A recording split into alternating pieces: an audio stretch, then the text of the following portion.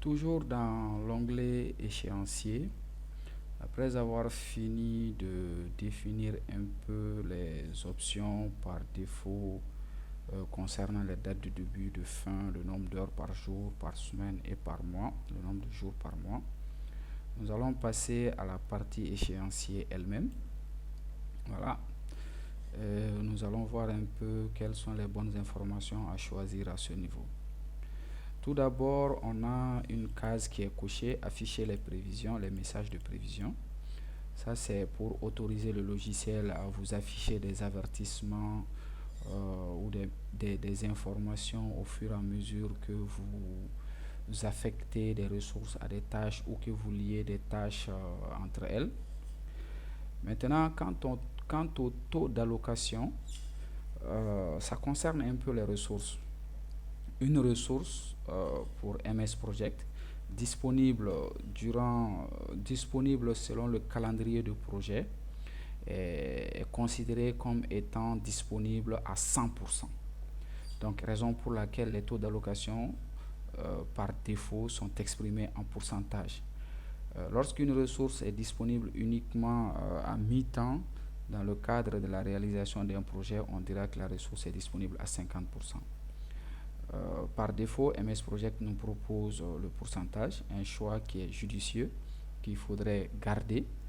Bon, si vous ne voulez pas exprimer vos taux d'allocation en pourcentage, vous pourrez très bien sélectionner décimal. Donc, mais lorsque vous sélectionnerez décimal, donc pour dire qu'une ressource est disponible à 100% selon le calendrier du projet ou selon son propre calendrier, là on va saisir 1. Pour dire qu'il est disponible à 50% selon le calendrier du projet ou selon son propre calendrier, on mettra 0,5. Donc pour éviter les notations décimales, nous allons sélectionner pourcentage. Maintenant, quant aux options de planification pour ce projet, vu que c'est après avoir configuré ces informations que nous allons commencer à saisir les tâches. Donc ici, il s'agirait de dire au logiciel comment est-ce que mes nouvelles tâches créées seront planifiées. Est-ce qu'ils seront planifiés manuellement, qui est le choix par défaut, ou est-ce qu'ils seront planifiés automatiquement? Maintenant, quelle est la différence si on choisit planifier manuellement ou planifier automatiquement?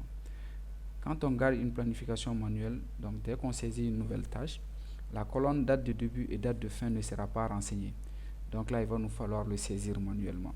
Mais par contre, si on planifie nos nouvelles tâches automatiquement, dès qu'on saisit une nouvelle tâche, la date de début de la tâche sera considérée comme la date de début du projet et la date de fin sera calculée en fonction de la durée qu'on aura associée à cette tâche.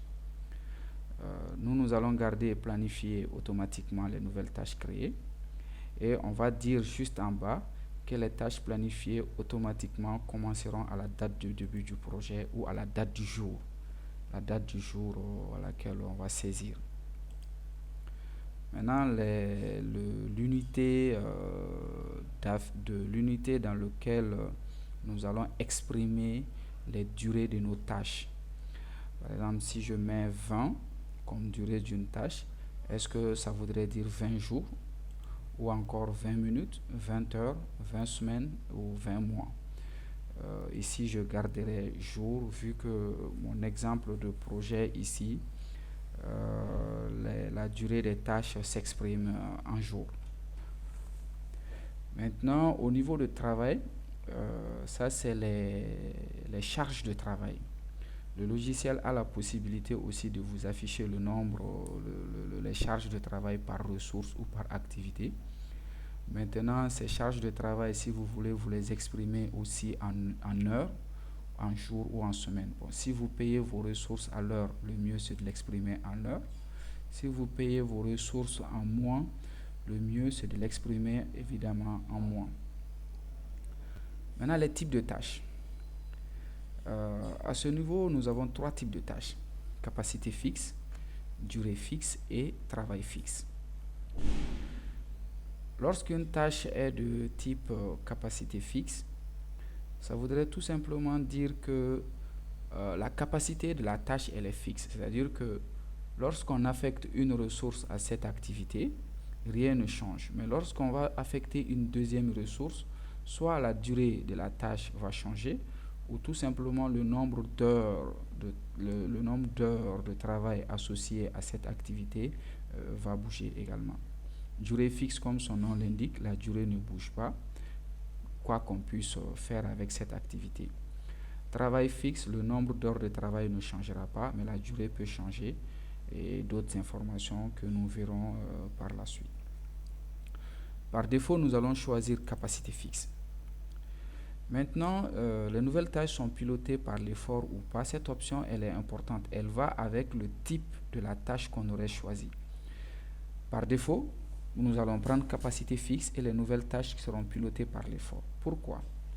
À supposer que je dois construire un mur d'1 mètre et que pour la construction de ce mur d'1 mètre, j'ai estimé que ceci va prendre une journée de travail pour un maçon. Donc, un maçon qui va travailler sur la construction de ce mur pendant une journée va faire 8 heures de travail par jour. Maintenant, que va-t-il se passer lorsque je vais affecter un second maçon? Si l'option, les nouvelles tâches sont pilotées par l'effort, n'est pas cochée, lorsqu'on affecte un second maçon, la durée ne va pas changer, mais la charge de travail va augmenter, ce qui va nous amener à payer plus. Mais quand je vais cocher les nouvelles tâches sont pilotées par l'effort, en affectant un second maçon, au lieu que le seul maçon fasse toute une journée pour construire le mur, les deux maçons mettront une demi-journée pour construire le mur. Donc, chaque maçon va travailler 4 heures, 4 heures. Ce choix ne se fait pas au hasard, ça dépend aussi des types de projets et des types d'activités qu'on a dans le projet. Mais dans notre cas, nous allons cocher les nouvelles tâches sont pilotées par effort. Maintenant, lier automatiquement les tâches insérées ou déplacées, là, on ne le coche pas, on le laisse.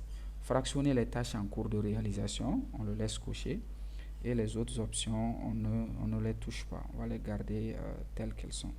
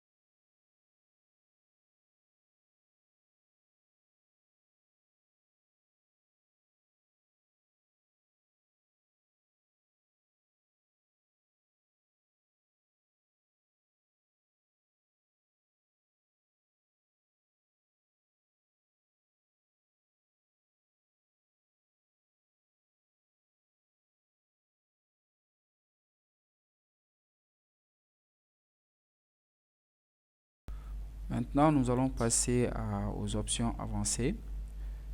Les options avancées, la partie qui nous intéresse un peu, c'est cette partie voilà, de, qui concerne un peu l'ajout automatique des ressources et des tâches. Donc, quand on le coche, ça nous donne la possibilité au cours de l'élaboration de notre planning, dès qu'on saisit une nouvelle ressource, qu'elle soit automatiquement ajoutée. Et ça garantit aussi le fait de pouvoir créer de nouvelles tâches automatiquement, que ce soit au moment de la planification ou au moment du suivi du planning. Ici, par exemple, vous avez les taux standards par défaut et les taux d'heures supplémentaires. Donc, si vous payez vos ressources à l'heure, vous pouvez définir un taux par heure, par mois, par jour ou par semaine. Donc, par défaut, c'est par heure puisque vous avez affiché vos charges de travail à l'heure. Sinon, ici, on aurait pu mettre, par exemple, SM pour dire semaine ou JR pour dire jour, ou MS pour dire mois. Bon, si vous n'avez pas votre symbole monétaire qui s'affiche correctement à ce niveau, c'est que vous n'avez pas encore validé les informations que vous avez saisies au niveau de l'affichage. Donc pour qu'il se répercute au niveau de l'option avancée, donc cliquez sur OK, validez tout ceci. Revenez à option avancée et normalement vous aurez maintenant exactement le symbole monétaire que j'ai à ce niveau, le franc CFA. Donc les autres options, on ne les touche pas, on va les garder telles qu'elles sont. Au niveau de personnaliser le ruban, bon, ça c'est un peu pour personnaliser les éléments qui s'affichent un peu à ce niveau. Bon, ça c'est un peu poussé, voilà. Et barre d'outils d'accès rapide, complément, centre de gestion de la confidentialité. À ce niveau, on ne touche absolument rien du tout. Et là, on va terminer la fourniture de cette partie d'information générale en cliquant une dernière fois sur le bouton OK.